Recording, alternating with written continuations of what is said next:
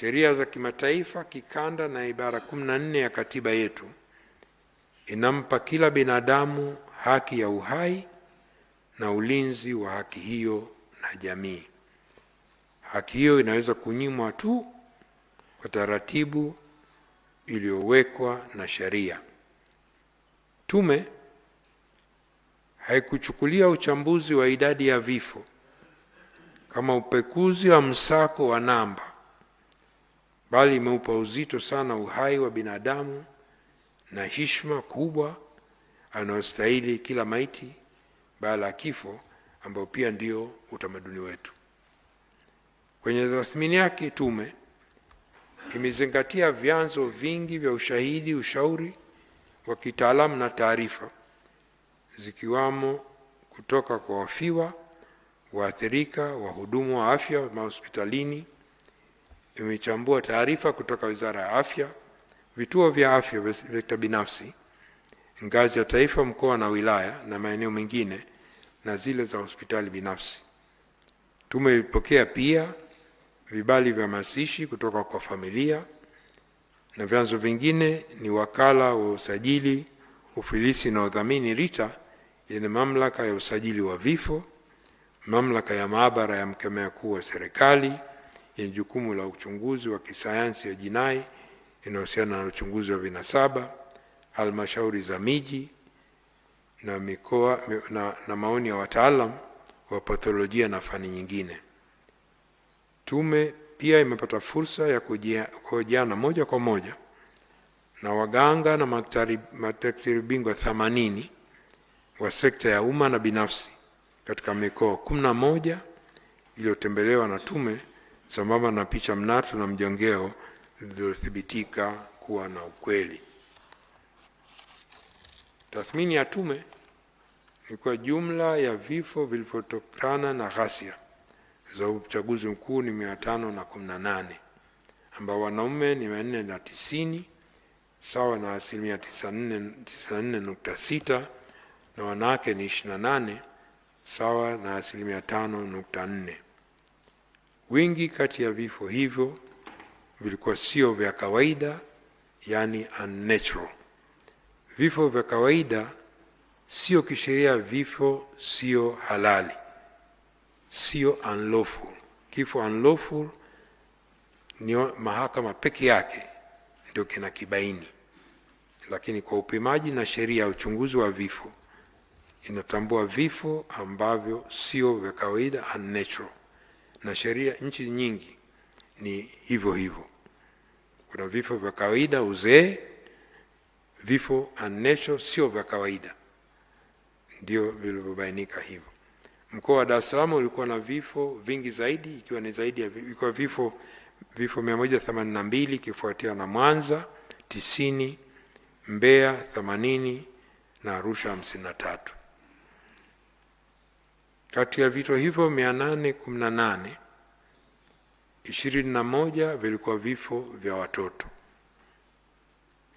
Katika kundi hilo 15 walikuwa watoto wenye umri kati ya miaka 15 na 17, 4 walikuwa umri kati ya miaka 7 na 10, na 2 umri chini ya miaka 5. Vifo 205 sawa na 96.7 vilikuwa vya raia, civilians, na vifo 16 sawa na 3.1 vilikuwa maafisa na askari wa vyombo vya ulinzi na usalama. Kati ya watu 518 waliofariki, 373 walifikishwa hospitali wakiwa wamefariki, na majeruhi 121 walifariki wakati wanapata matibabu kwenye hospitali, na maiti 24 bado hazina taarifa kamili. Kati ya maiti 518, maiti 480 sawa na 92.7 zilitambuliwa na kuchukuliwa na familia zao. Mheshimiwa Rais, kwenye uchunguzi wa maiti postmortem chini ya sheria ya uchunguzi wa vifo, wenye mashaka ulifanyika katika hospitali mbalimbali za rufaa Dar es Salaam na huko mikoani. Uchunguzi huo zilifanyika dhidi ya maiti 260. Maiti nyingine hazikufanya uchunguzi kwa kukosekana kwa ridhaa za ndugu na familia ambao walitaka kuchukua maiti za ndugu zao kwa haraka ili wakazike. Kati ya maiti 260 zilizofanyiwa uchunguzi, nyingi zilibainika kuwa na majeraha ya kutobolewa na vitu vyenye ncha kali na kuvunjika katika sehemu mbalimbali za mwili. Majeraha hayo yalisababishwa kupoteza damu nyingi, hivyo kusababisha vifo hivyo. Nyingine aidha, kuna maiti 21 hazikuonyesha aina yote ya majeraha na maiti 6 zilikuwa na majeraha ya moto. Maiti ambazo hazikuchukuliwa na ndugu. Maiti 485 katika maiti 118 zilitambuliwa na kuchukuliwa na ndugu zao kutoka vituo vya afya kwa ajili ya mazishi. Lakini maiti 6 tu ambazo hazikutambuliwa na hazikuchukuliwa. Kati ya hizo maiti 6 zimezikwa kwa mujibu wa kanuni za utupaji wa taka na mabaki ya miili ya binadamu na mamlaka za serikali za mitaa, ambao ndio utaratibu, ndio sheria nchini. Kuna maiti 3 tu ambazo bado zipo lakini zimefanyiwa uchambuzi wa kinasaba. Hizo ziko bado mkoa wa Dar es Salaam, bado mpaka leo ziko hospitali ya Muhimbili. Uchunguzi wa vinasaba pia ulifanyika kwa maiti 274 kwa lengo la kuchukua taarifa za kutambua maiti kwa usahihi. Taarifa hizi za kiuchunguzi zitasaidia sana kutambua ndugu na marehemu kwa ushahidi pale ambapo utahitajika. Tume pia ilifanya tathmini zaidi kuhusu uchunguzi uliofanya awali na madaktari waliothibitisha kifo kwenye hospitali mbalimbali. Kwa hiyo tume ilimwagiza mtaalamu na daktari bingwa wa patholojia kufanya uchambuzi wa taarifa za maiti, hizo postmortem reports, ili kubaini sababu halisi na namna vifo hivyo vilivyotokea na maeneo ya mwili yaliyoathiriwa. Katika kutekeleza agizo hizo, takriban taarifa za uchunguzi za maiti 216 zilifanyiwa uchambuzi wa kina. Uchambuzi huo ulibainisha kwa maiti hizo 219 zilitokana na vifo visio vya kawaida, na sababu ya kifo ya mmoja pia ilibainikwa, yani immediate cause ya vifo 147, ambayo ilikuwa ni kuvuja damu nyingi, kujeruhiwa ubongo, kukosa hewa, kujeruhiwa uti wa mgongo, majeraha mbalimbali, mshtuko wa moyo na kifo kimoja sababu hazikujulikana. Vile vile sababu ya halisi ya vifo, yani underlying causes au antecedent causes. Vifo vingi vilitokana katika idadi hiyo kupigwa risasi, ambayo ni vifo 197 sawa na 90%, na vifo 22 sawa na 10% havikuhusiana na matumizi ya silaha za moto. Taarifa ya uchambuzi wa wataalamu inabainisha kwa maiti 166 zilikuwa na majeraha ya sehemu ya mkono na miguu, na maiti 36 zilikuwa na majeraha sehemu ya kifua na tumbo, na maiti 12 zilikuwa majeraha sehemu ya kichwa na shingo. Maiti moja ilikuwa haina baadhi ya viungo. Hata hivyo, kutokana na mazingira ya ghasia pamoja na madai ya baadhi ya mashahidi, idadi hiyo ya vifo iliyobainiwa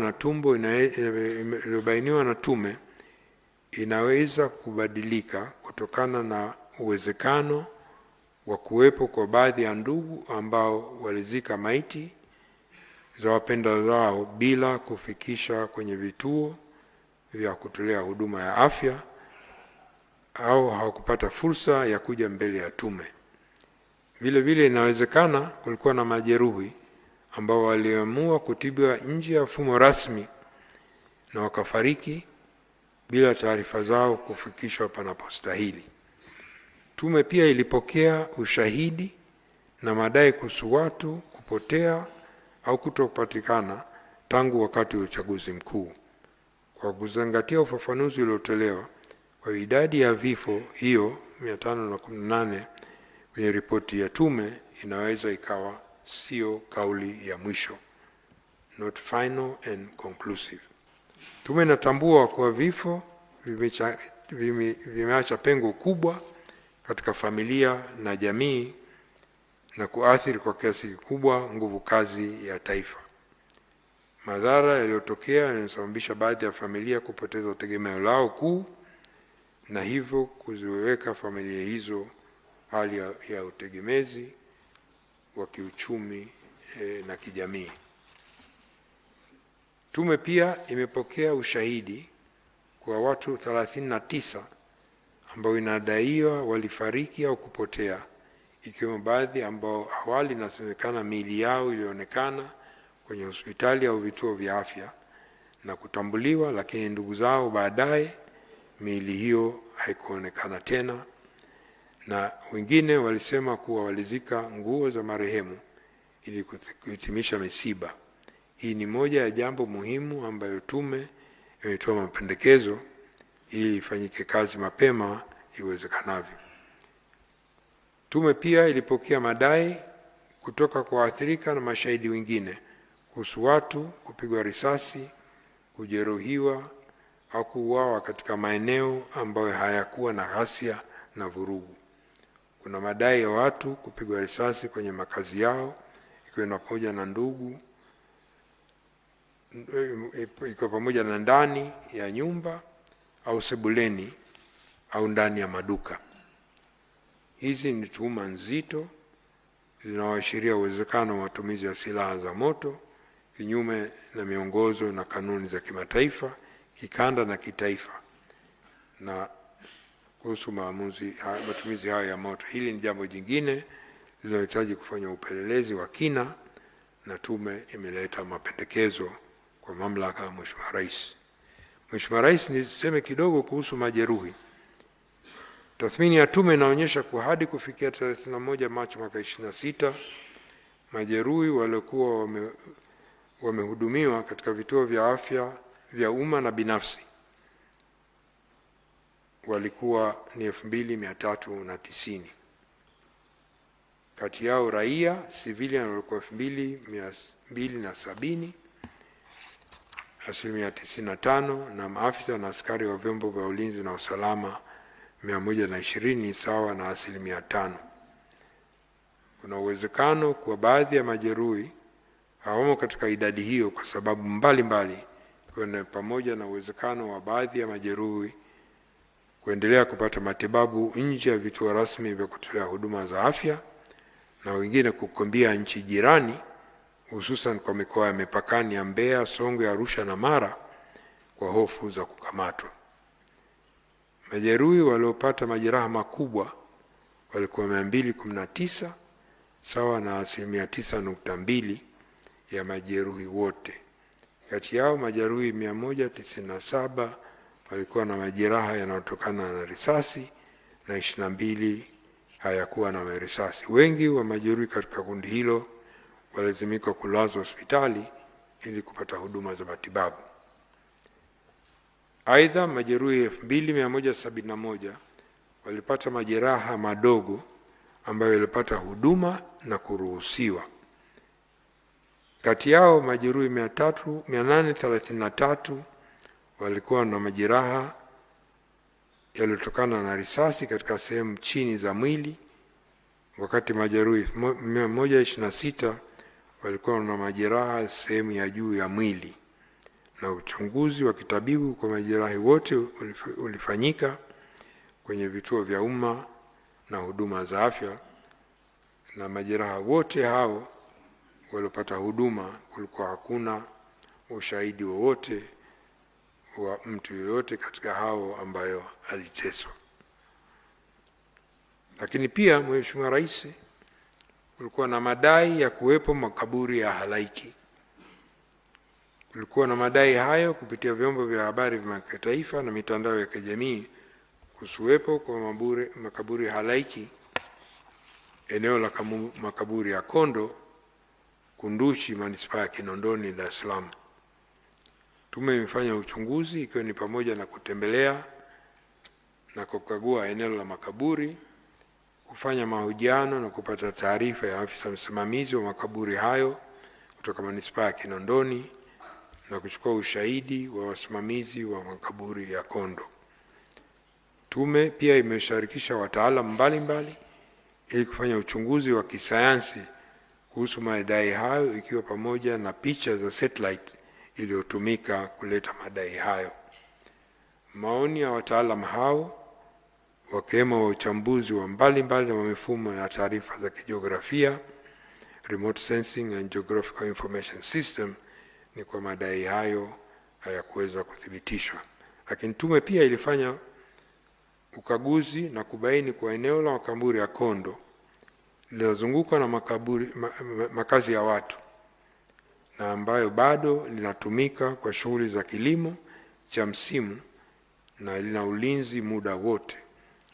Kutokana na ushahidi na uchunguzi wa tume wa uandani na kuzingatia hali ilivyoonekana katika eneo la makaburi hayo pamoja na taarifa za wataalamu wa uchunguzi wa kisayansi, tume imebaini kwa madai ya kuwepo kwa makaburi halaiki eneo la Kondo hayakuweza kuthibitika.